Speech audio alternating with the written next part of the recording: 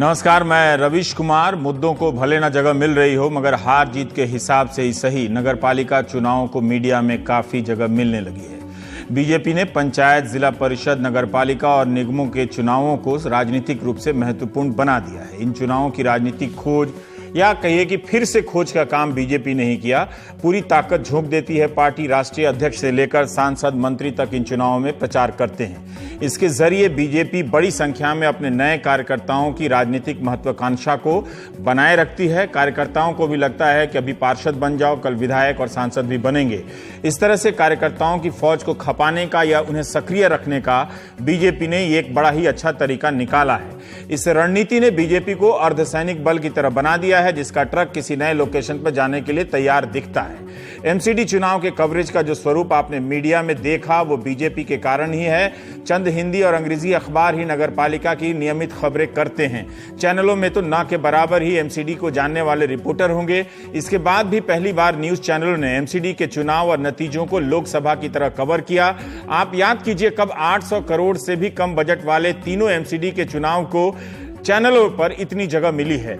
MCD के इस चुनाव से पहले मीडिया में बृहन्मुंबई नगरपालिका बीएमसी के चुनाव को महत्व दिया जाता था, क्योंकि उसका बजट 30-40 हजार करोड़ का है और शिवसेना के नियंत्रण के कारण भी राजनीतिक अहमियत रहती है। बीएमसी पर नियंत्रण के जरिए शिवसेना हिंदुस्तान की एकमात्र पार्टी है जो राष्ट्रीय और प्रादेशिक स्तर पर अपना महत्व बनाए रखती है।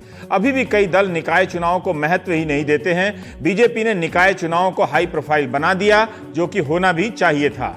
एमसीडी के चुनाव में बीजेपी 2007-12 के बाद लगातार तीसरी बार जीती है। कांग्रेस 12 की तुलना में आधी से भी कम हो गई। 30 वार्ड में ही जीत मिली।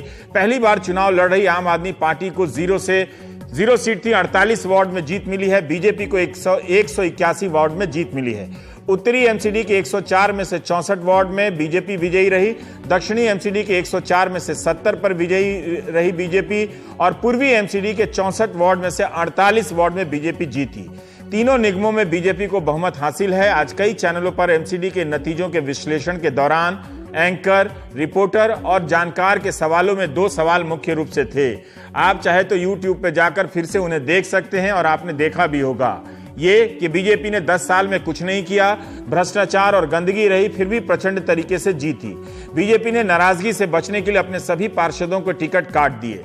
प्रवक्ताओं के जवाब भी आप सुनिए। शायद ही किसी ने कहा हो तो अलग बात है, पर मगर शायद ही किसी ने मुख्य रूप से कहा होगा कि हमारे 10 साल के काम पर वोट मिला है। सबने मुख्य रूप से यही कहा कि प्रधानमंत्री मोदी का नाम लिया और उनके चेहरे पर वोट मिला। एंकरों और जानकारों ने बार बार कहा कि बीजेपी ने 150 से अधिक पार्षदों के टिकट काट दिए। क्यों काटे अगर काम किया था? उम्मीद करता हूं चुनाव के दौरान भी भ्रष्टाचार और गंदगी के सवालों को जगह मिली होगी। जब खुद ही चुनाव पर प्राइम टाइम नहीं किया तो दूसरों से क्या उम्मीद करूं। 153 पार्षदों के टिकट काटने की रणनीति का एक दूसरा पहलू भी आप देख सकते हैं, जिसकी चर्चा नहीं हुई या कम हुई होगी। ऐसी कौन सी पार्टी है जो 153 पार्षदों के टिकट काट दे और बगावत ना हो? टिकट कटने वाले चंद पार्षदों ने ही बगावत की, बाकी सब शांत रहे। इसके बाद भी पार्टी ने 21 नेताओं को बगावत के जुर्म में निकाला। इस लिहाज से देखिए तो आज के समय में ऐसा करने की हिम्मत किसी भी दल में नहीं है। अगर कोई दल टिकट काट भी दे तो उसी क्षण 100-150 लोग दूसरे दल की सदस्यता लेते नजर आएंगे। मगर बीजेपी के 100 से अधिक पार्षद टिकट कटने के बाद भी निष्ठा के साथ पार्टी के लिए काम करते रहे। इससे अंदाजा मिलता है कि एक संगठन के रूप में बीजेपी कितनी सक्रिय है और उसका कितना नियंत्रण है। लेकिन चुनाव दर चुनाव जीतने वाली पार्टी के राष्ट्रीय अध्यक्ष कहां हैं? जब इतनी बड़ी जीत मिल रही थी, अमित शाह उस बंगाल में लौट गए हैं जहां पिछले साल हुए चुनाव में उनकी पार्टी को जीत नहीं मिली। 2016 शुरू होते ही नेताजी की तमाम फाइलें सार्वजनिक होने लगी थी। टीवी एंकरों ने नेताजी पर खूब बहस की, लेकिन बीजेपी को सीट मिली 3। इतनी बड़ी हार के 1 साल के भीतर अमित शाह बंगाल लौटे हैं। नक्सलबारी में पार्टी कार्यकर्ता के घर भोजन कर रहे हैं। उन्होंने अमित शाह के पास जीत का जश्न मनाने और दिल्ली में रहने के कई कारण होंगे, मगर वे वहां पर पदयात्रा कर रहे हैं। अगले साल बंगाल के स्थानीय निकाय चुनावों की तैयारी में जुट गए हैं। 11 मार्च को यूपी विधानसभा में बीजेपी को ऐतिहासिक जीत मिलती है, लेकिन 10 दिन के बाद मीडिया में एक खबर मैंने देखी कि अमित शाह 21 मार्च को तमिलनाडु के कोयम्बटूर चले गए आरएसएस की एक बैठक में हिस्सा लेने के लिए। 2016 में तमिलनाडु विधानसभा में बीजेपी को 0 सीट मिली थी। मत प्रतिशत था 2.8%। इसके बाद भी अमित शाह और उनकी बीजेपी वहां भिड़ने चली गई है। क्या आप वर्तमान समय में किसी भी दल के अध्यक्ष के बारे में जानते हैं जो बड़ी जीत के बाद वहां चला जाता हो जहां उसे बड़ी हार मिली होती है? अमित शाह की जगह अगर कोई दूसरा अध्यक्ष होता तो कई महीने तक दिल्ली में बाहर ही नहीं निकलता। यह सही है कि आज की मीडिया में बीजेपी का ही पक्ष ज्यादा रहता है, उसी के रंग में सवाल होते हैं और विपक्ष का मजाक उड़ाया जाता है। लेकिन हार का कारण विपक्ष का आलस्य भी है। चुनाव कैसे लड़ा जा रहा है, लड़ने पर पैसा पानी की तरह बहाया जा रहा है, इन सब बातों से अच्छी बात यह है कि भारत की जनता को कोई तकलीफ नहीं है। अब बात आम आदमी पार्टी की। आज जब विरोधी और आलोचक सिर्फ इतनी उम्मीद कर रहे थे कि अपनी हार स्वीकार कर ले, मगर आपने इलेक्ट्रॉनिक वोटिंग मशीन में गड़बड़ी पर अपना विश्वास बनाए रखा। सर्वे से लेकर तमाम पत्रकारों ने कहा था कि आम आदमी पार्टी हार जाएगी एमसीडी में। पंजाब हारने पर आम आदमी पार्टी ने यही तो कहा था कि पत्रकार भी कह रहे थे कि आम आदमी पार्टी जीतने वाली है। आम आदमी पार्टी की विधायक अलका लांबा ने विधायकी से इस्तीफा दे दिया और अपने क्षेत्र में हार की जिम्मेदारी ले ली। अलका का कहना है कि हार के और भी कारण थे जो जमीन पर दिख रहे थे। संयोजक दिलीप पांडे ने भी इस्तीफा दे दिया है। उसी तरह से कांग्रेस के प्रदेश अध्यक्ष अजय माकन ने हार के बाद इस्तीफा दे दिया। प्रभारी पीसी चाको ने भी इस्तीफा दे दिया।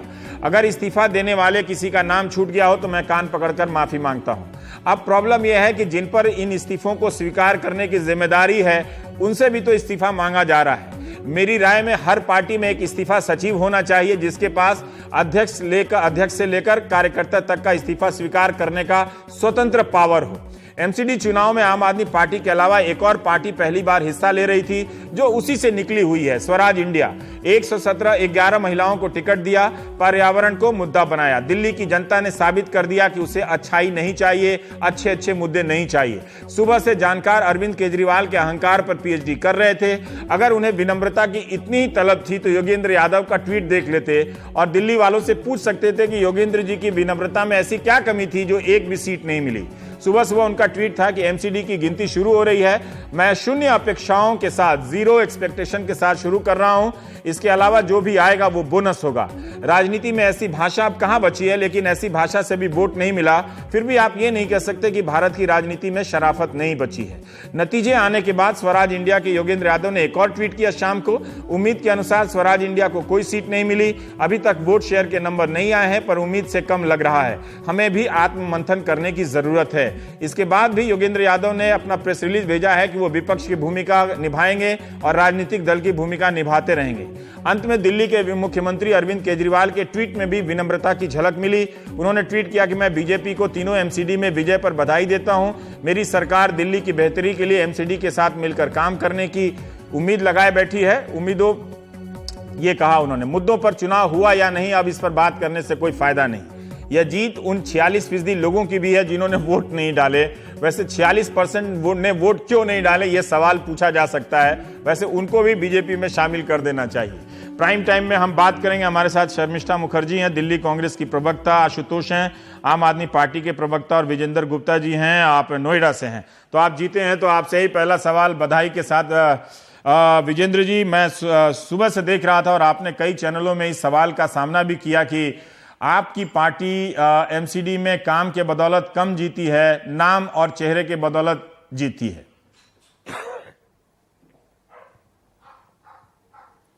मैं रवि शेख तो चाहूंगा, आपने मुझे नोएडा से शायद इंट्रोड्यूस किया है। मैं नोएडा से नहीं हूं। अच्छा, मैं दिल्ली से हूं।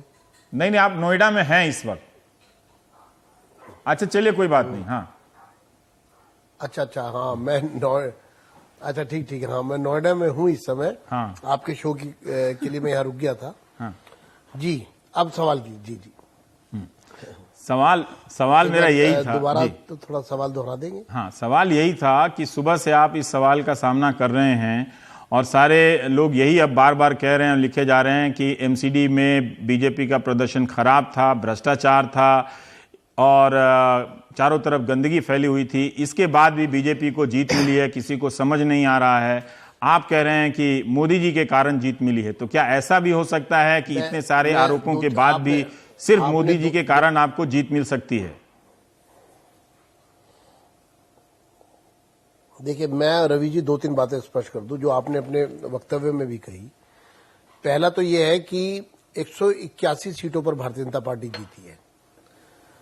ये कोई छोटी मोटी जीत नहीं है, बहुत बड़ी जीत है। लोगों का एक बहुत बड़ा विश्वास भारतीय जनता पार्टी के प्रति प्रकट हुआ है, क्योंकि बाकी पार्टियां जो हैं वो जमानत जब्त पार्टी के रूप में इस चुनाव में देखी जा सकती हैं। आपने कहा कि ये जो चुनाव है ये बहुत महत्व का चुनाव बन गया, पूरा देश इसको ऐसे दिखाया जा रहा है जैसे लोकसभा के चुनाव होते हैं, नगर निगम के चुनाव। ये मीडिया इसको क्यों दिखा रहा है ये आप भी समझ सकते हैं, क्योंकि 2 साल पहले दिल्ली में एक नई पार्टी आई थी जिसने 67 सीटें जीतकर चुनाव जीता था और पूरे देश की नजर इन नगर निगम के चुनावों में थी, क्योंकि इन 2 साल के बाद उस पार्टी के बारे में लोग क्या सोचते हैं जिस पार्टी ने 70 में से 67 सीटें जीती। इसलिए ये चुनाव महत्व का बन गया और इसलिए ये चुनाव बड़े महत्व का है कि आम आदमी पार्टी के प्रदर्शन को लेकर लोगों में भारी निराशा हुई है, उनके क्रियाकलापों को लेकर के भारी निराशा हुई है, उनके काम करने के तरीके को लेकर भारी निराशा हुई है। लोगों में उनका विश्वास इस पार्टी ने खोया है और ये एक बहुत बड़ा कारण है कि आम आदमी पार्टी के गर्त में जाने का इस चुनावों में जो रेफरेंडम मैं कहूंगा इस पार्टी के खिलाफ, ये चुनाव रेफरेंडम के रूप में देखे जाने चाहिए। दूसरा, कांग्रेस बिखर रही है। कांग्रेस का उत्तर प्रदेश में जो प्रदर्शन हुआ, लोग ये उम्मीद कर रहे थे कि शायद दिल्ली के इन चुनावों से कांग्रेस उठ करके वापस आएगी, लेकिन देखा यह जा रहा है कि कांग्रेस के अंदर ही अंतर्द्वंद है। नेतृत्व के प्रति लोगों की जो सद्भावना है वो समाप्त हो रही है, सवाल खड़े हो रहे हैं, लोग कांग्रेस छोड़कर बाहर आ रहे हैं। तो कांग्रेस एक बिखरी हुई पार्टी के रूप में लोगों के सामने। भारतीय जनता पार्टी के पास एक एबल लीडरशिप है। नरेंद्र मोदी जी इस देश के प्रधानमंत्री हैं और उन्होंने भी 3 साल सरकार चलाने के बाद लोगों के बीच ये में नहीं बताया, वही तो मैं कह रहा हूं कि आपने अपनी जीत का कारण कांग्रेस को चाहे बताया, आम आदमी पार्टी को बताया और मोदी जी को बताया। मैं यही कह रहा हूं, दूसरों के जो सवाल पूछे जा रहे थे कि एमसीडी में आपका काम नहीं रहा, भ्रष्टाचार रहा, गंदगी रही, इसके बाद भी आप जीते। मैं इस पे पूछ रहा हूं आपसे। नहीं, ऐसा नहीं है। देखिए, ये जनता के मैंडेट की इंसल्ट करना होगा ये कह करके। जब इतने प्रचंड बहुमत से किसी पार्टी को जनता जिता रही है तो आपको लोकतंत्र में जनता की भावनाओं का ध्यान रखना पड़ेगा। अगर आप उसको नकार देंगे तो ये अलोकतांत्रिक। आप बताइए ना, तो यही तो मैंने कहा, मैं नहीं नकार रहा हूं, आप उसको पीछे कर रहे हैं। देखा है। हाँ, मैं पीछे नहीं कर रहा। एक कारण बहुत बड़ा है, मैंने 2 कारण बताए। दोनों पार्टियों का विघटन एक बहुत बड़ा कारण है। तीसरा, मोदी जी के प्रति लोगों की जो आस्था है, जो मोदी जी के प्रति देश के प्रधानमंत्री के प्रति जो लोगों की सद्भावना है, वो एक बड़ा कारण है भारतीय जनता पार्टी में लोगों का विश्वास प्रकट करने का। अब आइए उस मुद्दे पर जो आप बात करना चाह रहे थे। मुद्दा यह है कि दिल्ली की नगर निगमों को लगातार दबाया गया है। लोगों ने बड़े नजदीक से देखा है। एक यूनिफाइड बॉडी को ट्राइफरकेट किया गया, 3 हिस्सों में बांटा गया। ये बात पहले दिन से उठ रही है कि फाइनेंशियल वायबिलिटी एक सवाल है। जितने इन नगर निगमों के खर्चे आज पूर्वी नगर निगम जो है, पूर्वी दिल्ली नगर निगम, उसके जो खर्चे हैं उसकी आमदनी उससे कहीं कम है। तो प्रश्न ये है कि क्या लोगों पर टैक्स बढ़ाया जाए, कितना टैक्स बढ़ाया जाए, कितने गुना किया जाए। तो प्रश्न आता है कि जो वित्त आयोग बनाया गया है, भारत के संविधान में जो व्यवस्था की गई है, 4थे वित्त आयोग ने अपनी रिपोर्ट में साफ रूप से कहा था कि ये ट्राइफरकेटेड बॉडी तभी चल पाएंगी जब इनको वित्तीय रूप से दिल्ली की सरकार से। तो क्या आप जीतने के बाद एमसीडी का जो विभाजन है उसे वापस कराने की लड़ाई लड़ेंगे क्या? देखिए, आपने दिल्ली का मुद्दा छोड़ दिया। क्या अब आप ये कह रहे हैं कि वापस एमसीडी को पुरानी स्थिति में लाया जाए, ये मांग रहेगी आपकी? मैं एक एक करके मैं पहले आपके पहले सवाल का जवाब देना चाहूंगा। मैं पूछना चाहता हूं आम आदमी पार्टी के प्रवक्ता से, आपने 4थे वित्त आयोग की रिपोर्ट को लागू क्यों नहीं किया? ठीक है, पूछ ले। आपने दिल्ली के अंदर सफाई कर्मचारियों की स्ट्राइक क्यों करवाई? उनकी सैलरी क्यों नहीं दी? ठीक है। जब आपको उल्टा पड़ गया, सफाई कर्मचारियों ने सरकार के खिलाफ नारे लगाने शुरू कर दिए, लोगों के बीच में आप एक्सपोज हो गए, तब आपने सैलरी। ठीक है, आशुतोष जी बताएंगे जो विजेंद्र जी से सवाल पूछ रहे हैं। नगर निगमों को काम करने के लिए जी नहीं, विजेंद्र गुप्ता जी जो सवाल पूछ रहे हैं, मैं उनसे भी जरा एक आध सवाल मैं भी पूछ लेता हूं कि 2012 से लेकर अब तक क्या एक भी जगह। सर जी सुन लो, ईवीएम की बात करेंगे। अरे सर जी आप बात तो सुन लो। विजेंद्र गुप्ता जी, या तो आप बोल रहे हैं तो मैं आप प्लीज आप उनसे सवाल कर लीजिए ना। ठीक है, वो बोल दिया, ठीक है। हाँ, 2000 ये लगा तो ईवीएम से रवि जी, आपको जानकर बड़ी हैरानी होगी, आपको इस बात को जान के बड़ी हैरानी होगी कि 2012 के बाद से एक भी ऑडिटेड रिकॉर्ड तीनों एमसीडी में किसी रेवेन्यू स्ट्रीम का नहीं है। इनसे पूछिए क्यों। हाउस टैक्स में जो वसूली, ये कह रहे हैं ये कि देखिए, फाइनेंशियली बड़ा झूठ। अनवायबल है। हाउस टैक्स की जो वसूली है, हाउस टैक्स की ये जो बड़ा वसूली झूठ है। है वो सिर्फ 25% है, सिर्फ 25% की वसूली है। रमेश जी, मुझे लगता है कि आप विजेंद्र गुप्ता जी की बोले वही बोलते, मैं चुप रहता हूं थोड़ी देर तक। नहीं, वो नहीं बोल रहे हैं, आप बोलिए ना। आपने तो कहा था कि सबके टैक्स माफ कर देंगे, तब भी आप नहीं जीत अरे पाए। हाँ रवि जी, इनको ये नहीं मालूम वहां पर विजेंद्र जी, प्लीज आप चुप रहिए। विजेंद्र जी, एक सेकंड उनको बोलने दीजिए, आपके पास आऊंगा मैं बैठा रहता हूं चुपचाप सर, इसीलिए ये डिबेट वाला प्रोग्राम कम करने लगा हूं मैं। अब इनको बोलने दीजिए, फिर मैं आऊंगा आपके पास। प्लीज छोड़ दीजिए ना, उनको बोलने दीजिए। जैसे वो आप बोल रहे थे, वो चुप थे, तो उनको भी बोलने दीजिए। आप थोड़ा चुप रहिए। हाँ आशुतोष, हाँ ठीक ठीक ठीक। मैं जानता हूं विजेंद्र गुप्ता जी बिना बोले रहेंगे नहीं। अब मैंने ये कहा, ये कह रहे हैं कि फाइनेंशियली अनवायबल है। फाइनेंशियली अनवायबल इसलिए क्योंकि जो पार्किंग माफिया काम करता है उसका पैसा बीजेपी के पास जाता है। दिल्ली के अंदर जो हाउस टैक्स का माफिया है उसका पैसा बीजेपी के पास जाता है। दिल्ली के अंदर जो बड़े बड़े बोर्ड्स लगते हैं जिसपे विज्ञापन चलता है उसके माफिया का पैसा बीजेपी के पास जाता है। जब आप हाउस टैक्स वसूलेंगे ही नहीं, जब आपका रानी झांसी का जो फ्लाईओवर है जिसका ओरिजिनल बजट 177 करोड़ था पिछले 10 सालों में, आज वो 786 करोड़ हो गया है, और वो फ्लाईओवर कहां है ये पूरा देश पूछ रहा है, पूरी दिल्ली की सरकार पूछ रही है, दिल्ली के लोग पूछ रहे हैं, इसका उनके पास कोई जवाब नहीं है। 1942 करोड़ का घोटाला पेंशन का है जो बीजेपी की एमसीडी ने किया है। 10 करोड़ की एक वेबसाइट बीजेपी बनाती है इस देश के अंदर, ये अकेली सरकार है। 20,000 घोस्ट एम्प्लॉइज हैं ये बीजेपी। आप ही मुझे बताइए ना कि इसके बाद भी आप क्यों नहीं जीते। आशुतोष, मुझे आप बताइए ना कि इतने सारे आरोप जो आप लगा रहे हैं वो तो आप पब्लिक के बीच में लगाए ही होंगे अपनी चुनावी सभाओं में, फिर लोगों ने आपके इन आरोपों पर भरोसा क्यों नहीं किया। अब मैं इसका आपको जवाब देता हूं कि जिस एमसीडी का पिछले 10 साल की एक उपलब्धि विजेंद्र गुप्ता जी नहीं बता सकते हैं।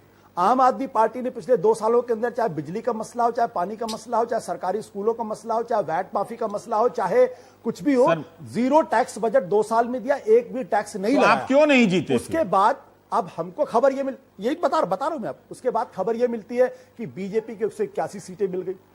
तो कहीं ना कहीं आज ये सवाल उठाना पड़ेगा जो लाल कृष्ण आडवाणी ने 2009 में उठाया था, जो बीजेपी के टॉलेस्ट लीडर है, जिनके सामने कभी विजेंद्र गुप्ता जी जाके सलाम किया करते थे। इनके जीवीएल नरसिम्हा राव बाकायदा रिसर्च करके लिख कर आए थे। अब तो बीजेपी ने छोड़ दिया है उस मुद्दे को। डेमोक्रेसी कभी उनको लगता था, पर आज बीजेपी सुधर गई है इस मसले पे कि वो अब नहीं उठाती है। तो कहीं आप बीजेपी की तरह 10 साल लगाना चाहते हैं कि 10 साल बाद ईवीएम का मुद्दा आपको छोड़ना पड़ जाए, जिस तरह से बीजेपी ने आज छोड़ा है। नहीं, बीजेपी जिस रास्ते पे चल रही है उस रास्ते पे वो ज्यादा लंबे समय तक चलने वाली नहीं, क्योंकि सिर्फ मोदी जी की पार्टी होगी, बीजेपी कहीं होएगी नहीं। मैं उसकी चर्चा में कभी किसी दिन अलग से करूंगा। उसके बाद 11 रिमाइंडर इलेक्शन कमीशन प्रधानमंत्री कार्यालय को भेजता है कि सुप्रीम कोर्ट का ऑर्डर है, वो ठीक है, 3000 करोड़ रुपए आप फौरन सैंक्शन कर दीजिए, नहीं तो हम सुप्रीम कोर्ट का ऑर्डर नहीं मान पाएंगे, वीवीपैट नहीं लग पाएगा। तो आप ये कह रहे हैं कि ईवीएम ने हरा दिया। पर एक बात का जवाब दीजिए कि सारे सर्वे, पत्रकार, ये सब भी तो कह रहे थे ना, हम लोग भी जिससे बात कर रहे थे उससे यही लग रहा था कि आप इस बार दिल्ली में नहीं जीतने वाले। तो ये भी तो लोग जिससे बात कर रहे थे, छोड़िए मशीन को, तो आप क्यों आज आपकी जनता ये उम्मीद कर रही थी कि हार हुई है तो आप उस हार को, उस दायरे में जिस तरह से हार को स्वीकार किया जाता है उतना भी आप नहीं कर रहे हैं। आप ईवीएम पे लगातार अटैक किए जा रहे हैं, जो कि अभी साबित नहीं हुआ है, जिसे साबित होना है। नहीं तो क्या आप ये बताइए, क्या कलमाडी के ऊपर आरोप साबित हो गया? क्या राजा के ऊपर आरोप साबित हो गया? क्या शशि थरूर के ऊपर आरोप साबित हो गया? क्या ललित मोदी के खिलाफ आरोप साबित हो गया? क्या सुषमा स्वराज के खिलाफ आरोप साबित हो गया? क्या वसुंधरा राजे सिंधिया के खिलाफ आरोप साबित हो गया?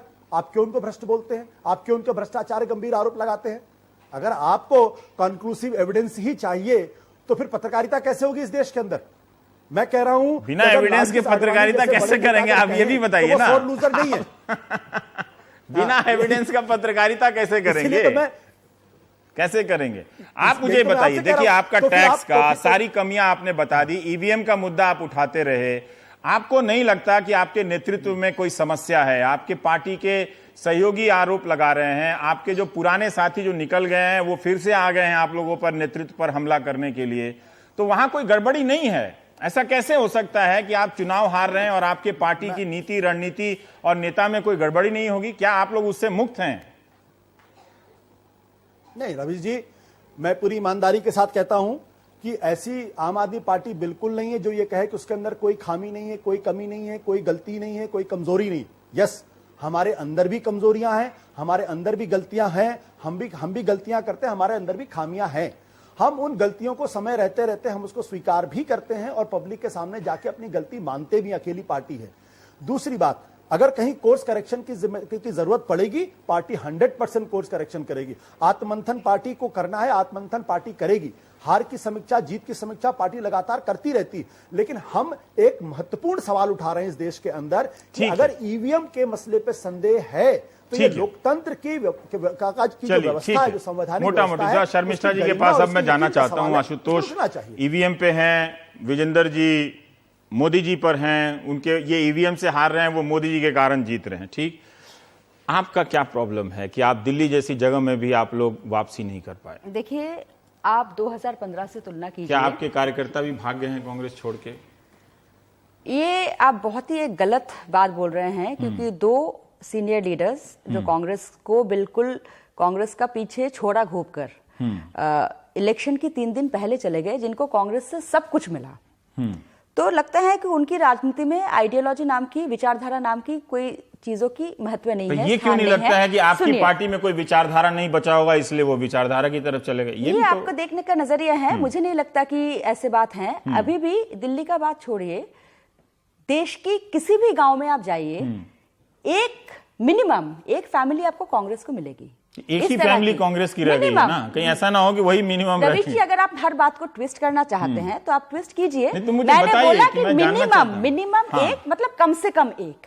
अब उसको आप बोल रहे हैं कि एक ही फैमिली मिलेगी। तो अगर आप जानबूझ के अगर ट्विस्ट करना चाहते हैं इतनी लगातार के बाद दिल्ली एक सुरक्षित जगह है नई पार्टी के लिए भी और पुरानी पार्टी के वापसी के लिए। आप देखिए, पुरानी पार्टी की वापसी, एक चीज होता है वोट शेयर। हमारा जो मल्टी पार्टी सिस्टम है उसमें फर्स्ट पास्ट द पोस्ट वो जो है, तो उसमें जो जिनको मेजोरिटी मिलती है वो मतलब वो सिंपल मेजोरिटी से जीत जाते हैं।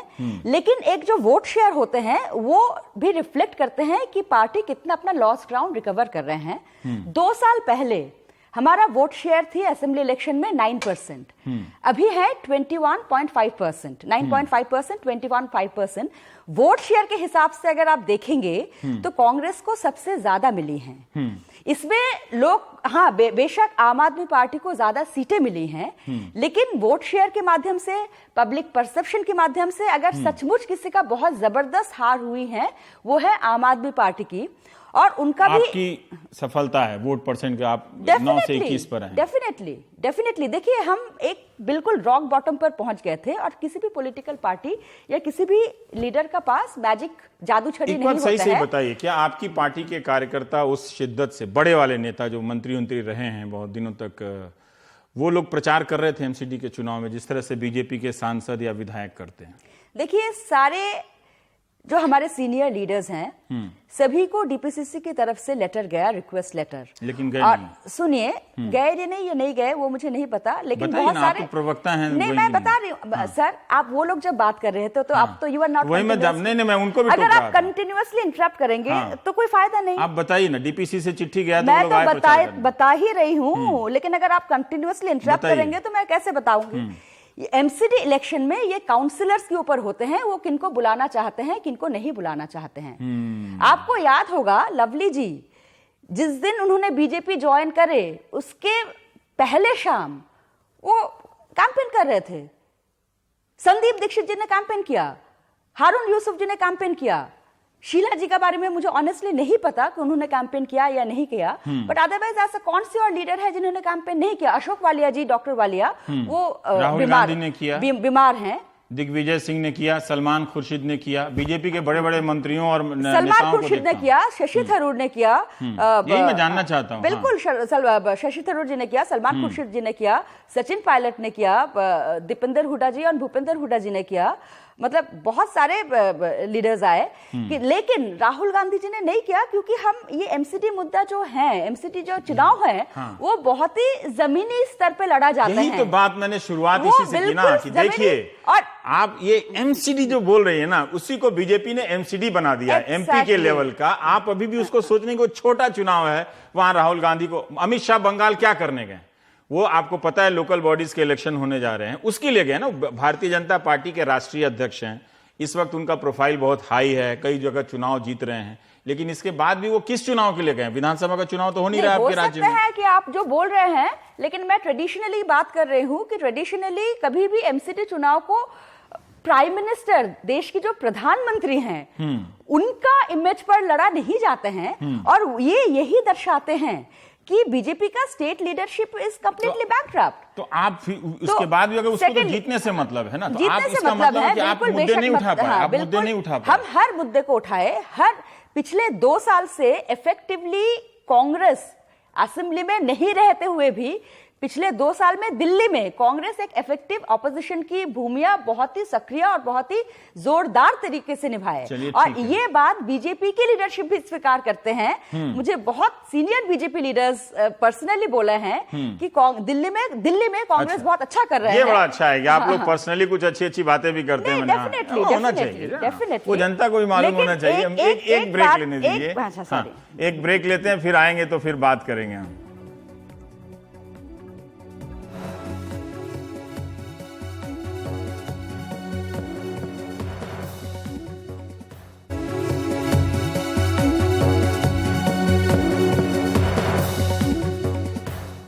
विजेंद्र गुप्ता जी, अभी आशुतोष ने ब्रेक से पहले ईवीएम का सवाल उठाया था कि आप लोग भी कभी किसी वक्त ईवीएम पर सवाल उठाते थे।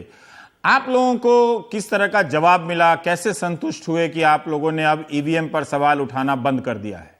किस किस से बात किया आप लोगों ने?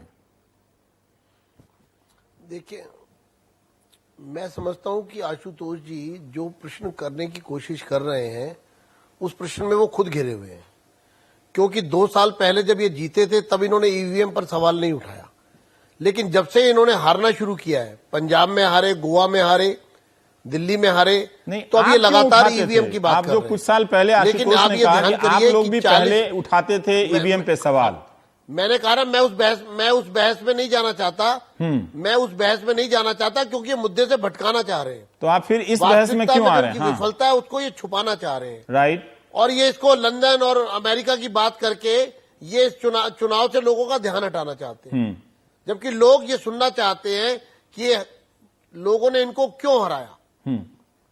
दूसरा, आपने एक बात कही कि भारतीय जनता पार्टी ने 153 पार्षदों की टिकट काट दी। मैं आपको याद दिला दूं, 2012 के चुनाव में भी 117 पार्षदों को टिकट नहीं मिला था जब मैं अध्यक्ष था।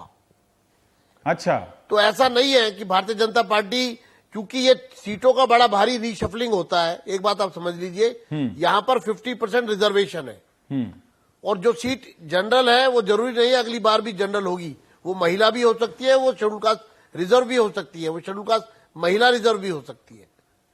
तो इसलिए ये जो आशुतोष ने आरोप लगाया कि घोस्ट कर्मचारी एमसीडी में सफाई कर्मचारी हैं हजारों की संख्या में, क्या ये सही है? बहुत अच्छा, बिल्कुल। मैं ये गुमराह कर रहे हैं, मैं यही कहना चाहता हूं, क्योंकि इनकी पूरी कैंपेन झूठ की बिसात पर है। देखिए, एमसीडी के अंदर भारतीय जनता पार्टी ने बायोमेट्रिक अटेंडेंस सिस्टम लागू किया। बायोमेट्रिक अटेंडेंस सिस्टम नहीं था जब तक ये घोस्ट एम्प्लॉय की बात सामान्यतः होती थी, लोग अटेंडेंस लगाकर चले जाते थे। लेकिन अब बायोमेट्रिक अटेंडेंस, ये हमारा रिफॉर्म प्रोग्राम है जो पूरी दुनिया ने हमसे अडॉप्ट किया। दिल्ली नगर निगम से, विदेशों से लोग आते हैं कि 1.5 लाख एम्प्लॉय दिल्ली नगर निगम में रोजाना 3 बार, एक दिन में 3 बार बायोमेट्रिक से अटेंडेंस देते हैं। सुबह जब आते हैं तब उनका आई कांटेक्ट और थंब इंप्रेशन देना पड़ता है, लंच के बाद देना पड़ता है। उनका परफॉर्मेंस कितना सुधर गया है 3 बार अटेंडेंस लगाने से? बायोमेट्रिक पर अटेंडेंस देनी पड़ती है। विजेंद्र गुप्ता जी, उससे उनका परफॉर्मेंस सुधरा है? दिल्ली की सफाई, मच्छर, डेंगू, चिकनगुनिया के मामले में कुछ सुधार हुआ है? परफॉर्मेंस भी सुधरा है। मैं आपको बताना चाहता हूं, परफॉर्मेंस भी सुधरा है और घोस्ट एम्प्लॉय की समस्या हमेशा के लिए खत्म हो गई। अच्छा, अब दिल्ली नगर निगम में एक भी घोस्ट एम्प्लॉय नहीं है। मैं ये ऑन रिकॉर्ड कह रहा हूं आपके चैनल पर। मैं चुनौती देता हूं। देखिए अभिजेंद्र जी क्या कह रहे हैं, आपने जो एक बड़ा सा मुद्दा उठाया कि इनके पास घोस्ट एम्प्लॉय हैं, फर्जी एम्प्लॉय हैं, वो तो कह रहे हैं कि उन्होंने बायोमेट्रिक सिस्टम लगा के उसका समाधान कर दिया है। अब कोई भी वहां पर फर्जी या इस तरह से दूसरे नाम से वहां एम्प्लॉय नहीं है। इसी तरह से अभी विजेंद्र जी कह रहे हैं कि आप झूठ के मुद्दे ज्यादा खड़े कर देते हैं। पॉसिबल ही नहीं है, पॉसिबल ही नहीं है कह रहे हैं जी। पॉसिबल ही नहीं है वहां अच्छा, पे अब उनको बोलने दीजिए, इस पर जवाब जरा समय लेता हूं। हमने ई टेंडरिंग की, ठीक है, एक अब उनको बोलने दीजिए, हो गया पॉइंट। आरोप तो कई लगाए ना, मैं सब पर जवाब देना चाहता हूँ। जी आप बोलिए जरा सा, आशुतोष दीजिए जवाब की घोस्ट एम्प्लॉय तो है नहीं। इनकी हर बात को झूठ, इन्होंने कहा कि एमसीडी में ऑडिट नहीं होता। हाँ। इनकी जानकारी के लिए दिल्ली नगर निगम एक ऐसा म्युनिसिपल सिस्टम है जिसमें सीएजी के ऑडिटर बैठे हुए हैं परमानेंट, ठीक है, और वो कमिश्नर के पैरेलल सिस्टम है जी। कमिश्नर दीजिए जवाब जरा, इन्होंने चैलेंज किया है कि एक भी घोस्ट एम्प्लॉय नहीं है, थोड़ा समय कम है इसलिए आप जवाब दे दीजिए इस पॉइंट का। अरे मैं एक सेकंड, और तीसरा हर साल देखिए हंसने से बात नहीं बनेगी, सवालों के जवाब देने पड़ेंगे। लोग आपकी हंसी को दे रहे हैं जवाब, एक जब सेकंड, आपके हाँ, पास वही तो जवाब इसीलिए नहीं होते। सवाल पर आ और रहा हूं। सुनिए आप, एमसीडी का सीएजी ऑडिट होता है, माफी हर चाहता हूं साल रवीश। सीएजी ऑडिट होता है। ठीक है, आप जवाब दीजिए सीधा, आशुतोष उन पर टिप्पणी मत कीजिए, आप जवाब दीजिए। हाँ बताइए, आप हंसिए जी, और बताइए। एक सेकंड विजेंद्र जी। हाँ हाँ बताइए। देखिए अभी थोड़ी देर बाद अगर आप विजेंद्र जी से बात करेंगे तो विजेंद्र जी ये भी कह देंगे कि एमसीडी दुनिया की सबसे ईमानदार संस्था है, उसमें भ्रष्टाचार का एक भी क नहीं है, ख नहीं है, ग नहीं है। और अगर आप ज्यादा जोर देंगे तो यही कह देंगे एमसीडी नाम की कोई संस्था है ही नहीं दिल्ली के अंदर, ये भी कह देंगे। ये अब झगड़ा नहीं कीजिए जी, ये उस पार्टी के सदस्य हैं जिस पार्टी लॉजिक की बात करें, ये उस पार्टी के सदस्य हैं जिस पार्टी मूल व्यक्ति की तरह बात पूरे ना देश को एक पार्टी देखिए, फिर ये बोल रहे मैं तो बोलता नहीं था। बात ना करें, लॉजिक से बताएं। आप लोग बोलने में दिलचस्प नहीं है। आप ब्रेक से पहले ये शिकायत कर रही थी कि मीडिया आपके साथ भेदभाव करता है। देखिए पॉलिटिक्स एक परसेप्शन नहीं रवीश, मैं अपनी बात पूरी कर लूं। मैं ये बता सकती हूँ रवीश, मैं अपनी पिछले बात 2 पूरी कर साल लूं। से हाँ। दिल्ली कांग्रेस जिस तरह से ऑपोजिशन में नहीं रहते हुए भी हर इशू पर हमने, खबरें तो चलती थी आपकी भी, मैंने भी देखी। नहीं, खबरें बहुत कम चलती थी, और खबरें चलती भी तो बहुत समटाइम्स बायस चलती थी कि जहां हमारा 10,000 लोग हैं कोई धरना प्रदर्शनी में, वहां बोलेगा कि 1,000 लोग हैं। सेकेंडली मैं मीडिया का बात कर रही हूं, मैं डिबेट्स में जाती हूं, हमेशा इट्स आप वर्सेस बीजेपी, आप और बीजेपी का तू मैं कि कांग्रेस तो कहीं रेस पे है ही नहीं। ये परसेप्शन क्रिएट करने के लिए मैं आई एम सॉरी टू से, लेकिन मीडिया का भी कुछ हद तक जिम्मेदारी है। अच्छा, क्योंकि हम अगर रेस में होते ही नहीं तो हमारा वोट शेयर कैसे इंक्रीज होता, सबसे ज्यादा वोट शेयर हमारा कैसे इंक्रीज होता। ठीक है, चलिए, मैंने इसलिए आपका ये बात रख लिया। आशुतोष कह रहे थे 1 मिनट है, आशुतोष अगर आप विजेंद्र जी का जवाब दे दें तो खुशी खुशी लौट जाएंगे, वो आज उनकी जीत का दिन है। हाँ नहीं, मैं उनको जीत के तौर पे उनको बधाई भी देता हूं, लेकिन मेरी चिंता क्या है कि अभी अगर इस डिबेट को हम ज्यादा लंबा करेंगे तो वो अचानक अपनी टेबल पे खड़े हो जाते हैं, इसलिए मैं उनके सामने बात करने से बड़ा डरता हूं, बड़ा संकोच करता हूं। अब ऐसे बोलिएगा तो फिर वो भी कुछ बोलने लगेंगे, फिर सवाल का जवाब नहीं मिला ना। जो उन्होंने चैलेंज किया था वो तो आपने जवाब नहीं दिया ना। उन्होंने कहा कि बायोमेट्रिक सिस्टम से, मैं कह रहा हूं ना, हाँ भाई अगर वो ये बताना चाहते हैं कि वहां घोस्ट एम्प्लॉइज 20,000 नहीं है, हाँ। अगर वो ये बताना चाहते हैं वहां 1942 करोड़ का घोटाला वहां नहीं है, अगर वो कहना चाहते हैं कि वहां एक वेबसाइट 10 करोड़ की नहीं बनती है, तो भाई विजेंद्र गुप्ता जी महान हरिश्चंद्र के बाद सबसे बड़े नेता वही पैदा हुए हैं, और उनकी बात पे आप बहुत बहुत यकीन कर शुक्रिया। लीजिए। आज विजेंद्र गुप्ता जी की जीत का दिन है। आपने अच्छी एक जानकारी दी कि आपके रहते हुए भी 117 लोगों के टिकट काटे गए थे। ये कोई पहली बार नहीं हुआ है, ये उन्होंने बताया, या मैं भी नहीं जानता था इस बात को लेकर। बड़े दिनों के बाद बहस की आदत थोड़ी छूट गई।